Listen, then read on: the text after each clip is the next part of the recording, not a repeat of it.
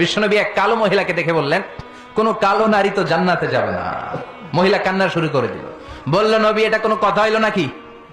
জান্নাতে যাবো না কেন? কালা কি আমি হইছি নাকি? কালা আমারে বানাইছে কে? আবার ধলা আমনেরে বানাইছে কে? তিনি বানিয়েছে, তো আমার দোষ কি? ওই মহিলা কান্না শুরু করে দিয়েছেন, নবী আপনি বলেছেন 4টা কাজ করলে জান্নাতের 8টা দরজা খোলা সব নারীদের জন্য। 1 হলো যে নারীরা নামাজ পড়বে, 2 হলো রোজা রাখবে, 3 হলো স্বামীর কথা শুনবে, 4 হলো পরকিয়া না করে সতীত্বের হেফাজত করবে। 4টা কাজ করলে জান্নাতের 8টা দরজা খুলে দিবে কে? ও নবী আমি তো 4টাই করি, কেন জান্নাতে যাব না আপনি বলেন?